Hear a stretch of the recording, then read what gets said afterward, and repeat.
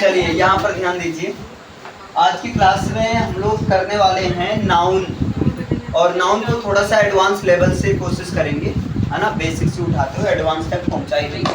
तो देखो, नाउन को कहते हैं नेमिंग वर्ड कहते हैं। ध्यान देना सब लोग, नाउन को बोला जाता है नेमिंग वर्ड, यानी कि ऐसा वर्ड जो नेम को बताता है, नाम को बताता है, वो क्या होता है, नाउन होता है। आप चेयर लगाकर यहाँ बैठ जाओ, यहाँ पर क्लियर है। ऐसा शब्द जो नाम को बताता है वो क्या होता है, नाउन होता है।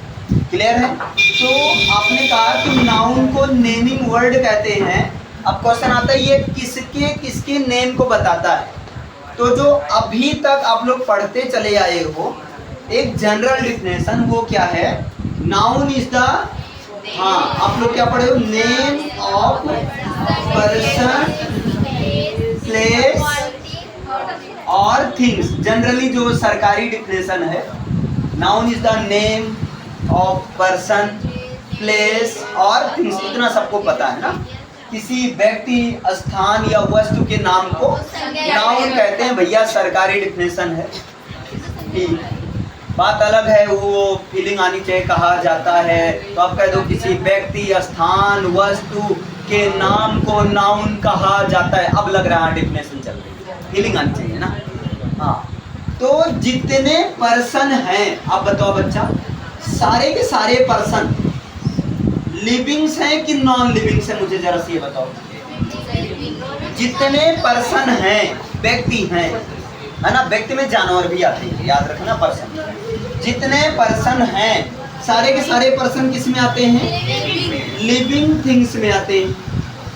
सारे के सारे पर्सन किस में आते हैं, लिविंग थिंग्स, यानी कि सजीव आते हैं, सजीव में आते हैं। ओके। और जितनी थिंग्स हैं, वस्तुएं हैं, ये सारी की सारी थिंग्स किस में आती हैं, आप कहोगे नॉन लिविंग होती हैं, यानी कि निर्जीव होती है। जितने पर्सन्स हैं सब क्या हैं, लिविंग हैं, लिविंग्स हैं, निर्जीव सजीव हैं, और जितने थिंग्स हैं वो क्या हैं, निर्जीव। और भैया दुनिया में दो ही तरह की तो चीजें हैं, या तो लिविंग्स हैं, या तो जान है, या तो बेजान है, या तो जिंदा या तो मुर्दा, है ना। या तो सजीव है या तो निर्जीव है। चाहे सजीव हो चाहे निर्जीव हो, या किसी न किसी प्लेस पर ही तो एग्जिस्ट करती हैं।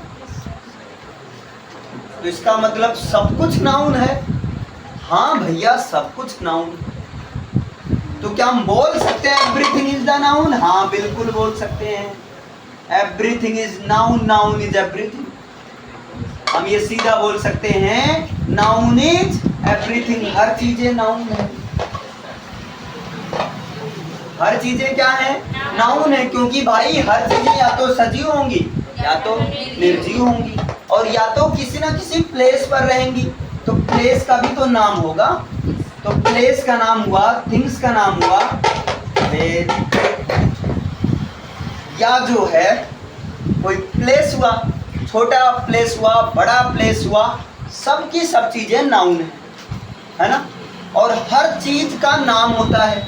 तो आप लोग बचपन में पढ़े होंगे, नाउन इज एवरीथिंग, हर चीजें नाउन होती है जिनको हम अपनी 5 ज्ञानेंद्रियां, 5 सेंस ऑर्गन्स, आंख, कान, नाक, जीभ एंड त्वचा, eye, nose, ear, tongue and skin के द्वारा आइडेंटिफाई कर सकते हैं, सबको पहचान सकते हैं। तो इसका मतलब इसके अनुसार, इंग्लिश के अनुसार दुनिया में सारी चीजें क्या है, नाउन है। मैथ्स के अनुसार क्या था, वो साइंस के अनुसार दुनिया में सारी चीजें पदार्थ है, मैटर है। यहाँ पर सारी चीजें क्या है, नाउन।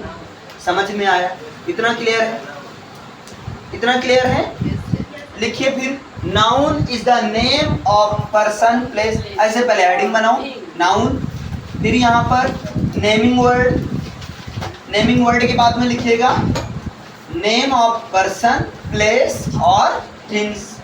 क्लियर है ना? फिर ऐसे बना लीजिएगा, सारे पर्सन लिविंग्स को शो करेंगे, सारी थिंग्स नॉन लिविंग को शो करेंगी, चाहे लिविंग्स होगी चाहे नॉन लिविंग होंगी। ये एरो बना है, किसी ना किसी प्लेस पर रहेंगी। इसका मतलब noun is everything, everything is noun. हर चीजें नाउन होती हैं। या बोल सकते हैं, यहाँ बोलिए everything is noun, everything is noun. हर चीजें क्या होती हैं? नाउन होती है। हर चीजें क्या होती हैं? नाउन होती है। समझ में आया? इतना क्लियर है? नोट डाउन करिए। अब इसके बाद में कल आपने देखा था कि जब मैं पार्ट्स ऑफ स्पीच मैंने बताया था, तब वहाँ पर मैंने ये बताया था कि नाउन आपकी 5 प्रकार की होती है। नाउन कितने प्रकार की है? 5 प्रकार की होती। कौन कौन सी नाउन है? तो आपको हो गए proper noun, common noun, collective noun, material noun और एब्स्ट्रैक्ट नाउन। नाउन आपकी 5 प्रकार की होती हैं। फिर मैंने बताया था कि कलेक्टिव नाउन और कॉमन नाउन को रखा गया है काउंटेबल नाउन में, एब्स्ट्रैक्ट नाउन और मैटेरियल नाउन को रखा गया है अनकाउंटेबल नाउन में। क्लियर है? कितना आपने लिखा? कुछ लिखो या ना लिखो, इतना जरूर लिख देना ये चीज। Noun is the name of person, place और थिंग्स, इतना तो भाई लिखना जरूरी है। अब नाउन 5 काइंड्स की हैं। नाउन कितने काइंड्स की हैं? 5 काइंड्स की नाउन होते हैं, 5 प्रकार के नाउन होते हैं। अब प्रश्न आता है कौन कौन से 5 प्रकार के नाउन होते हैं? तो ये सबको पता है। पहला होता है प्रॉपर नाउन होता, लिखिएगा।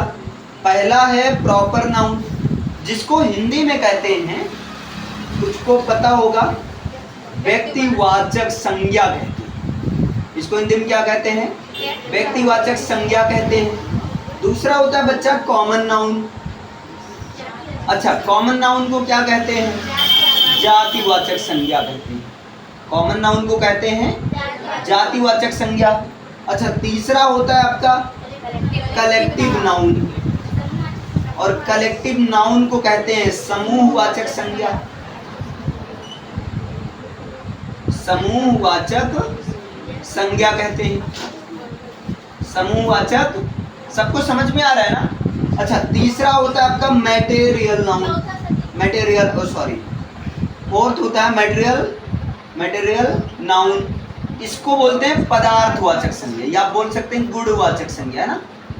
पदार्थवाचक संज्ञा कहते हैं। ये हिंदी में भी आपका हेल्प कर देगा, वहाँ संज्ञा 5 प्रकार की होती है, वहाँ भी हेल्प कर देगा। अच्छा, पांचवा होता है आपका एब्स्ट्रैक्ट नाउन। पांचवा क्या है? Abstract noun. अच्छा, एब्स्ट्रैक्ट नाउन को कहते हैं भाववाचक संज्ञा। एब्स्ट्रैक्ट नाउन को कहते हैं भाववाचक संज्ञा। आपने ऐसे लिखा है। अब आपको क्या करना है भैया, ये मैटेरियल नाउन और एब्स्ट्रैक्ट नाउन को कहते हैं अनकाउंटेबल नाउन। ये क्या होता है भैया?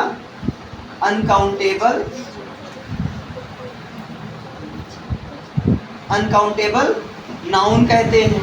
और ये जो कॉमन नाउन और कलेक्टिव नाउन होता है, इसको कहते हैं काउंटेबल नाउन। इसको क्या कहते हैं? काउंटेबल नाउन कहते हैं। क्लियर है? ये ऐसे नोट डाउन करो। ये 5 काइंड्स के नाउन हो गए। अब यहाँ पर अगला क्वेश्चन आता है, इन सब के बारे में बताइए। तो भाई अच्छा ये बताओ, सबको इतना क्लियर है ना? देखो, ग्रामर की चीज़ें चल रही हैं, हो सकता है थोड़ा सा आपको ना समझ में आए, जहाँ नहीं समझ में आएगा बताना, मैं फिर से बता दूँ। 5 प्रकार के नाउन है। प्रॉपर नाउन को कहते हैं व्यक्तिवाचक संज्ञा, कॉमन नाउन को कहते हैं जातिवाचक संज्ञा, कलेक्टिव नाउन को कहते हैं समूहवाचक संज्ञा, मैटेरियल नाउन को कहते हैं पदार्थवाचक संज्ञा, और एब्स्ट्रैक्ट नाउन को कहते हैं भाववाचक संज्ञा। अच्छा, मैटेरियल और एब्स्ट्रैक्ट नाउन आता है अनकाउंटेबल नाउन में, कॉमन नाउन और कलेक्टिव नाउन आता है काउंटेबल नाउन में, और प्रॉपर नाउन तो भाई दोनों में आता है। एक तरह से देखा जाए ज़्यादा अप्रोप्रिएट अनकाउंटेबल में ही रखते। अच्छा, इतना क्लियर हुआ। अब इसके बाद में क्या होता है बच्चा, सुनो, इनके एक एक बारे में आपको पढ़ना जरूरी है। जैसे अगर बात करूं मैं प्रॉपर नाउन क्या होता है, समझते चलना है, लिखने में ही मत बिजी रहना। ओके, प्रॉपर नाउन क्या होता है? तो प्रॉपर नाउन सिंपल सा आप याद रखो, प्रॉपर नाम रहे। जब किसी प्रॉपर व्यक्ति का नाम बता देंगे तो वो व्यक्ति स्पेशल हो जाएगा ना। किसी प्रॉपर प्लेस का नाम बता देंगे तो वो प्लेस क्या हो जाएगा? स्पेशल हो जाएगा, स्पेसिफिक हो जाएगा। तो ये जो प्रॉपर नाउन होता है ना, एक्चुअली ये क्या होता है, नेम ऑफ, ये नेम होता है। अब किसका नेम होता है, स्पेसिफिक पर्सन प्लेस और थिंग। तो नेम ऑफ स्पेसिफिक मतलब विशेष प्रकार की, या स्पेसिफिक की जगह आप लिख सकते हैं पार्टिकुलर भी लिख सकते हैं ना, स्पेसिफिक के साथ में चाहे स्पेसिफिक लिखो या पार्टिकुलर लिखो। तो नेम ऑफ स्पेसिफिक या पार्टिकुलर पर्सन प्लेस और थिंग्स, मतलब किसी पर्सन, किसी विशेष पर्सन का नाम। जैसे राम, श्याम, मोहन। राम क्या है, बॉय है, लेकिन बॉय में से मैंने नाम ले लिया राम का, तो राम स्पेशल हो गया। तो विशेष, स्पेसिफिक का मतलब विशेष या पार्टिकुलर। तो पार्टिकुलर या विशेष व्यक्ति का नाम, स्थान का नाम या चीजों का नाम जो होगा वो होगा आपका प्रॉपर नाउन। समझ में आया? जैसे अगर एग्जांपल की बात करें तो अब किसी, यहाँ पर आपको नाम डायरेक्ट बताना है ना। जैसे मैं कह दूं श्याम, तो श्याम क्या है, ये नाम है, एक लड़के का नाम है ना। मैं कह दूं इसी तरह किसी का भी आप नाम ले लो, आप लिख दो फैजाबाद, मान लो आपने लिख दिया फैजाबाद। अब फैजाबाद क्या, एक शहर का नाम है, विशेष कई, एक ही शहर तो है नहीं, लेकिन सारे शहरों में से अगर हमारा आपका ताल्लुक है तो कौन से शहर से है, फैजाबाद से। तो ये फैजाबाद क्या हो गया, विशेष हो गया ना। इसी तरह थिंग्स, किसी चीज का नाम आप लिख सकते हो, किसी भी चीज का नाम लिख सकते हो। जो जैसे आपने मान लो लिख दिया चेयर, कुर्सी, या आपने यहाँ पर मान लो लिख दिया आर्म चेयर। आर्म चेयर का मतलब समझ रहे हो, ऐसी चेयर जिनके बाजू हो और जिस पर हम आराम से इसे करके बैठते हैं, इसको बोलते हैं आरामदायक कुर्सी। क्या बोलते हैं, आरामदेह कुर्सी, है ना। जैसे जब बाजू रहता है, बैठते हैं तो आराम से हाथ रखते हैं, और जब वो नहीं रहता तो भाई एकदम खाली रहता है ना। तो आर्म चेयर। अब ये कुर्सियों में मैंने एक पार्टिकुलर कुर्सी का नाम बता दिया, तो ये क्या हो गया भैया, आपका प्रॉपर नाउन। अच्छा बताओ, प्रॉपर नाउन सबको समझ में आया?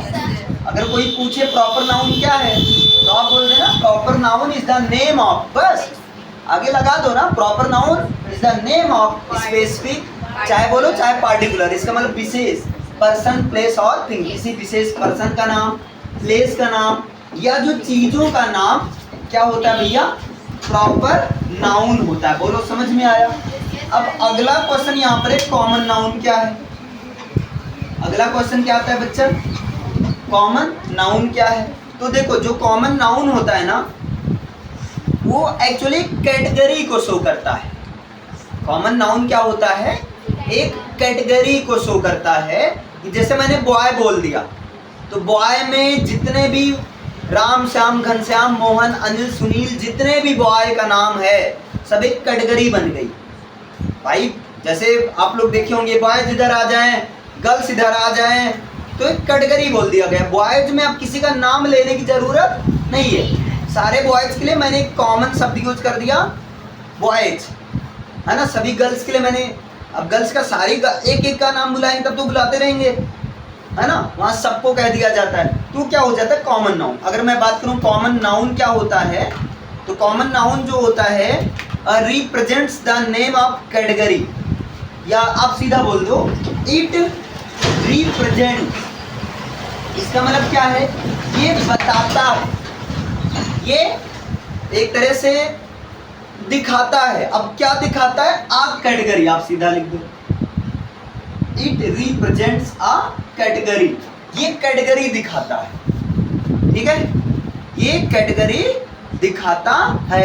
और ये कैटेगरी भाई पर्सन की भी हो सकती है, प्लेस की भी हो सकती है, या जो किसी चीज की भी हो सकती है। तो आगे आप लिख सकते हैं, है ना, to which a person place और थिंग बिलोंग्स, आगे आप लिख सकते हैं टू विच, ऐसी कैटेगरी को दिखाता है जिससे, है ना, अ पर्सन कोई व्यक्ति, प्लेस कोई स्थान, और थिंग्स या कोई चीजें, बिलोंग्स, थिंग्स बिलोंग्स मतलब चीजें संबंधित होती है। जैसे मान लो मैंने बोल दिया बर्तन, तो बर्तन क्या है, करछुल, लोटा, गिलास, जितने भी बर्तन, सारे बर्तन के लिए एक शब्द हो गया भाई बर्तन। तो चीज को एक्सप्रेस कर रहा है।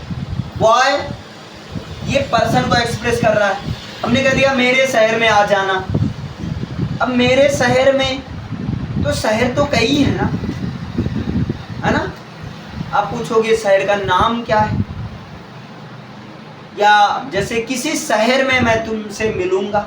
अब शहर तो कई हो गए ना, सारे शहर जो अलग नाम है, फैजाबाद, फर्रुखाबाद, है ना, कन्नौज, लखनऊ, कानपुर, जितने भी हैं सबके लिए एक कॉमन कैटेगरी हो गया। वो क्या हो गया? सिटी। समझ पाए? तो इसका एग्जाम्पल क्या हो जाएगा? एक तो भैया सिंपल सा आप कह सकते हो बॉय, है ना। आप बोल सकते हो गर्ल, ये कैटेगरी पूरी गर्ल्स की कैटेगरी को शो कर रहा है। हाँ बोल सकते हो सिटी, बोल सकते हो। अच्छा ये बताओ क्या मैं मोबाइल नहीं बोल सकता हूँ? क्योंकि मोबाइल में कई कंपनियों की मोबाइल आ रही है। तो मोबाइल एक सारी कंपनी जो भी अलग अलग मोबाइल का नाम है उन सबके लिए कॉमन हो गया मोबाइल। समझ पाए कॉमन नाउन क्या है? ये क्या करता है? इट रिप्रेजेंट्स जानते हो? रिप्रेजेंट्स का मतलब बताता, ये बताता है। अब किसके बारे में बताता है? तो एक ऐसी कैटेगरी के बारे में बताता है जिनका संबंध किसी पर्सन, प्लेस या वस्तुओं से होता है। डायरेक्ट नाम को नहीं बताएगा। अगर डायरेक्ट नाम को बताएगा तब तो प्रॉपर नाउन हो जाएगा ना, समझे? बल्कि ये क्या हो जाएगा? Common noun. अच्छा बढ़िया, अच्छे समझ में आ रहा है ना? क्लास 6 से था, अगर शायद हम लोग 6 में आप लोग पढ़ लिए होते तो आज यहाँ रिवीजन करते, लेकिन अभी भी पढ़ लो, कोई देरी नहीं हो। आज पढ़ लोगे तो कल को रिवीजन करोगे, क्योंकि इंग्लिश की चीजें ग्रामर में कभी बदलने वाली नहीं, यही सब चलेंगी। शुरुआत तो यहीं से करना पड़ेगा। हाँ चीजें ज्यादा हो जाएंगी, कम नहीं होंगी, है ना। अच्छा ये समझ में आया? हाँ चेयर भी कॉमन नाउन हो गया आपका, कुर्सी। अब चेयर में कौन सी चेयर? हाँ किंग भी कॉमन नाउन हो गया सारे राजाओं के लिए, ठीक है। अच्छा प्रॉपर नाउन आप लोग लिख लेते हैं ना। अब इसके बाद अगला क्या आता है बच्चा? Collective noun. अच्छा बहुत आसान लग रहा होगा ना, लेकिन हाँ इतना शिद्दत से एक बार समझ लो, हमेशा के लिए फुर्सत हो जाता है। हम करें एक बार समझ लो, कभी भूल गए वीडियोस देख लो। ग्रामर पढ़ना बहुत आसान है, लेकिन ग्रामर पढ़ने के लिए आपको दिमाग को शांत करना पड़ेगा, चीज़ों को बाकायदा समझना पड़ेगा, ठीक है। इस तरह से कोई चीज़ नहीं समझ में आएगा तुरंत आपको पूछना भी है, ओके। चलो अगला आता है हमारा कलेक्टिव नाउन। अब ये नाम से ही क्लियर है, कलेक्टिव नाउन बना कलेक्ट से है, तो जो कलेक्शन को शो करे। यानी कि यहाँ पर हम सीधा बोल सकते हैं कि नेम ऑफ अ ग्रुप और कलेक्शन, किसी ग्रुप का नाम या कलेक्शन का नाम। बस आप सीधा क्या बोल सकते हो? नेम, है ना, नेम ऑफ अ ग्रुप। इसका मतलब किसी ग्रुप का नाम, या ब्रैकेट में आप लिख दो कलेक्शन, या किसी कलेक्शन का नाम। कलेक्शन का मतलब ही होता है समूह, ठीक है। बस नेम ऑफ अ ग्रुप। अब वो किसका ग्रुप हो सकता है?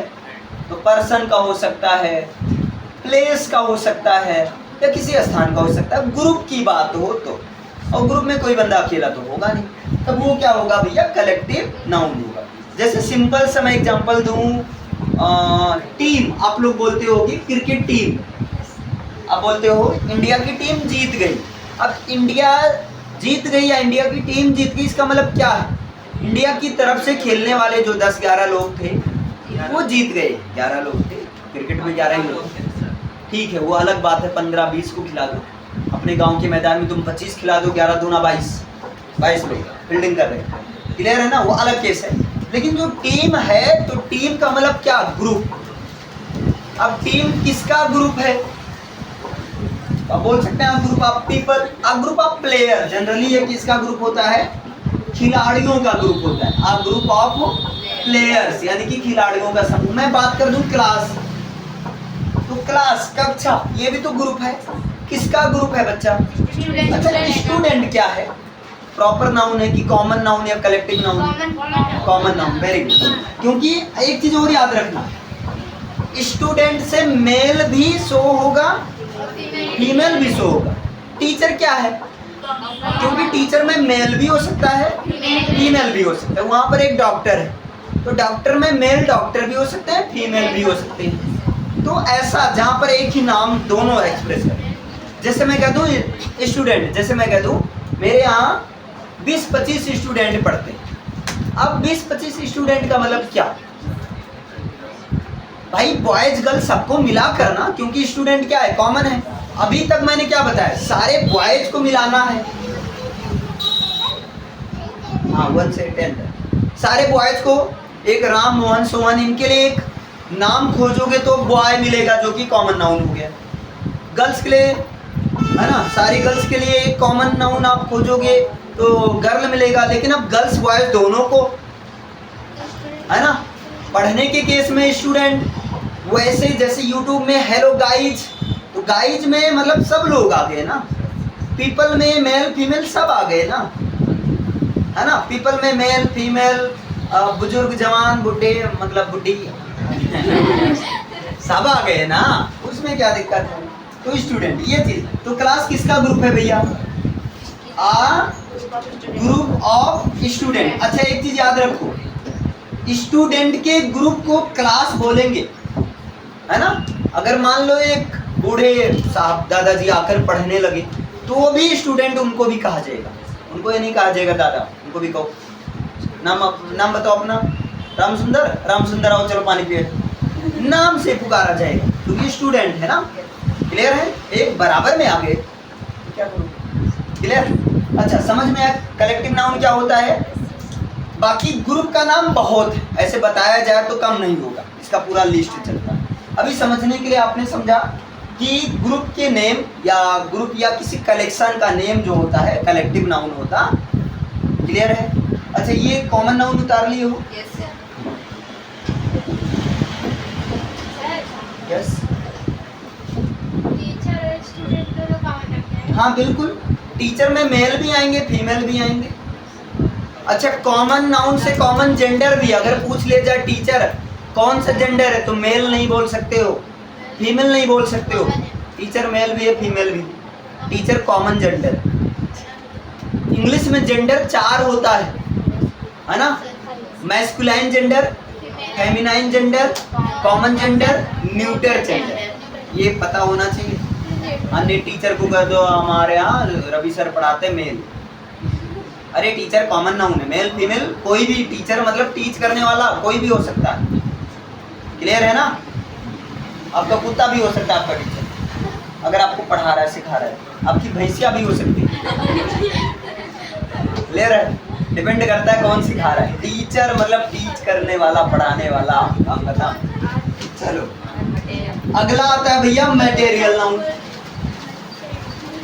अगला क्या होता है, मटेरियल नाउन। अब मटेरियल नाउन क्या होता है, देखो भैया ये होता है किसी सब्सटेंस का नाम होता है, किसी पदार्थ का नाम होता है जिनसे कोई चीजें बनी होती या बनाई जा सकती। तो आप सीधा बोल दो name of a substance, name of a substance, या ब्रैकेट में बोल सकते हैं मटेरियल। उस मटेरियल या उस सब्सटेंस का नाम है ना, जिनसे कोई चीजें बनी हुई होती। तो with which something is made, यही चीज आपको ध्यान देना है, जिनसे कोई चीजें बनी हुई हो। जैसे मैंने कह दिया सोना, तो सोना से झुमका बनेगा, नथुना नहीं नथुनी बनेगा, ईयर रिंग बनेगा, गले का हार बनेगा, कई सारे जेवर बनेंगे, है ना। तो सोना क्या है, मटेरियल नाउन है। क्लियर है। मैं कह दूं वुड लकड़ी, तो लकड़ी से फर्नीचर बनेंगी कई सारी चीजें, तो क्या है मिल्क, दूध से दही, मट्ठा, छाछ, है ना, मक्खन, ये सब। तो ये इसका एग्जांपल समझ में आया। मतलब ये देखो मटेरियल नाउन ऐसे सब्सटेंस मतलब होता है पदार्थ, याद रखना सब्सटेंस का मतलब क्या होता है पदार्थ। ऐसे पदार्थ या मटेरियल का नाम होता है जिनसे, विद व्हिच का मतलब जिनसे कुछ बनी हुई, है ना, जिनसे कुछ बनी हुई हो। इसमें एग्जांपल में जैसे अभी मैंने एग्जांपल दिया, गोल्ड हो गया, सिल्वर हो गया, वुड हो गया, आयरन भी हो जाएगा, मिल्क हो जाएगा, बहुत है क्या। हाँ, सीमेंट भी हो जाएगा, उससे भी घर बना हुआ होता है। क्लियर? या डायमंड हो गया भैया, महंगी वाली चीज लिख दो, है ना, ETC। समझ में आया? इतना क्लियर है ना? अगर कोई पूछता है आपसे मटेरियल नाउन क्या है, तो आप आज से सीधा बताना कि मटेरियल नाउन ऐसे मटेरियल या सब्सटेंस का नाम होता है जिनसे चीजें बनती है ना, जिनको दूसरे रूप में बदला जा सकता है, बस। अच्छा, कलेक्टिव नाउन लिख लियो ना। एक और नाउन बचा है, पढ़ा दूं ना? समझ में आ रहा है? बोर तो नहीं हो रहे हो? बहुत बढ़िया भाई, ये अच्छी बात है कि आप ग्रामर में नहीं बोर हो रहे, क्योंकि पार्ट्स ऑफ स्पीच ऐसा टॉपिक ही बोरियत होता है। और अगर आपको समझ में आ रहा है, 50% भी आ रहा है ना, फर्स्ट टाइम, अगर आप इसके पहले कभी ना पढ़े हुए, चीज बहुत आ रहा है। वैसे मैं तैयार कर आराम से समझा भी रहा हूँ, पूरी कोशिश कर रहा हूँ, बस हाँ थोड़ा सा बीच में फेंक नहीं रहा हूँ, इसके लिए सॉरी। ठीक है, तो कोई बात नहीं, कभी कभी सीरियस क्लासें भी लेनी चाहिए। चलो, अगला होता है हम लोग का एब्स्ट्रैक्ट नाउन होता है भैया।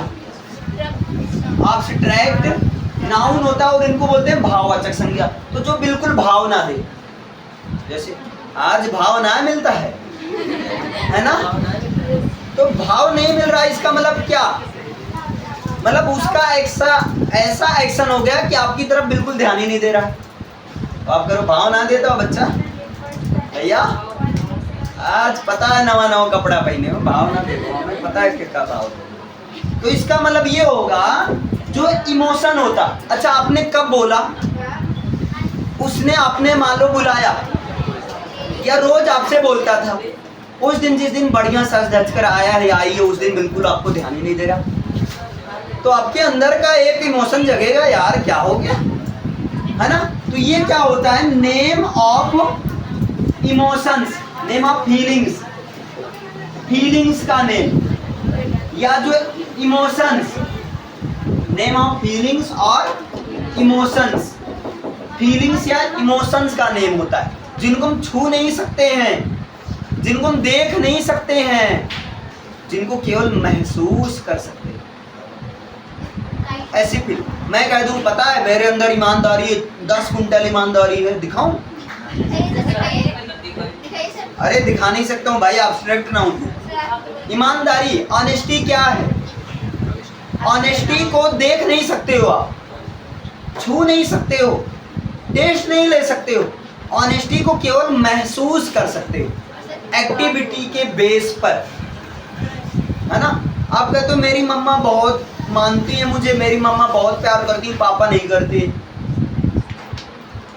जबकि करते दोनों हैं। लेकिन मम्मा का इसलिए आपको समझ में आ गया क्योंकि मम्मा जब करती हैं तो आप महसूस करती हो रोज कि हाँ दिन प्रतिदिन किस तरह से केयर करती हैं, है ना। खुद नहीं खाई रहती लेकिन मुझसे पूछती। पापा ये चीज़ कर नहीं पाते हैं, तो थोड़ा सा आप समझ नहीं पाते हो। जबकि देखा जाए बहुत ज़्यादा काफ़ी हद तक पापा केयर करते हैं, लेकिन वो दिखा नहीं पाते, क्योंकि भाई ज़्यादा से ज़्यादा आप मम्मा के संपर्क में हो तो इम्पैक्ट किसका आएगा? मम्मा की को आएगा। क्लियर है?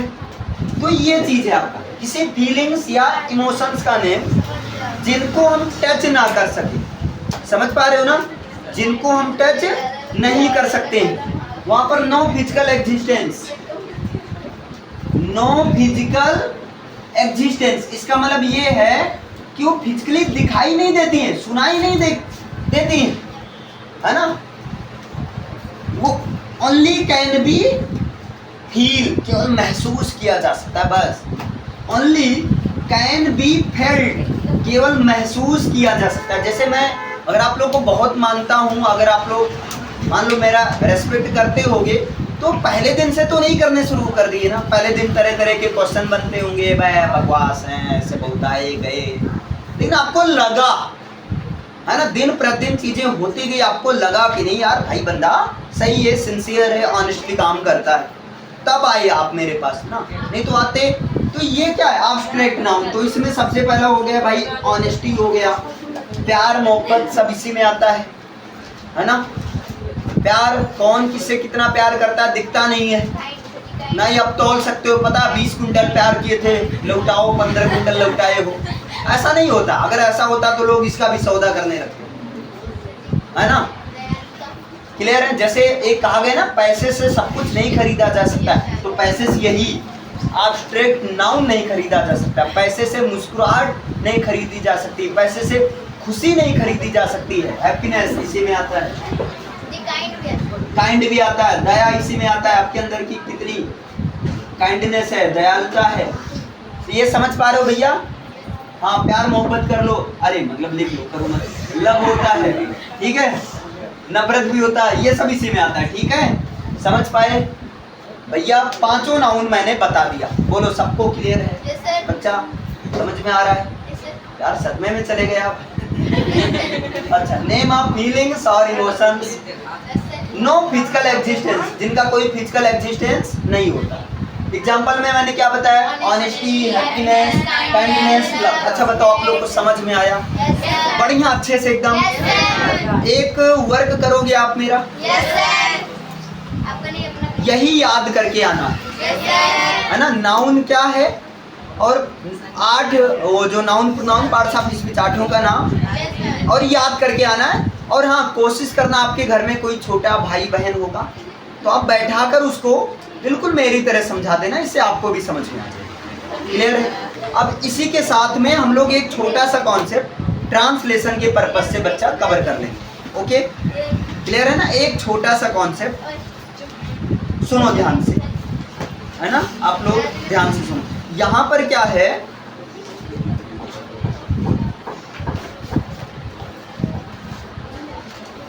अगर मैं तुमसे कह दूं खाना बनाना आता है क्या, ये वाला स्ट्रक्चर रहेगा। सुनो ध्यान से सब लोग, एक सेंटेंस लिखो, इसे लिख लिया आपने, इसे पूरा करो। एक सेंटेंस लिखो, खाना बनाना आता है क्या, लिखिए लिखिए, खाना बनाना आता है क्या,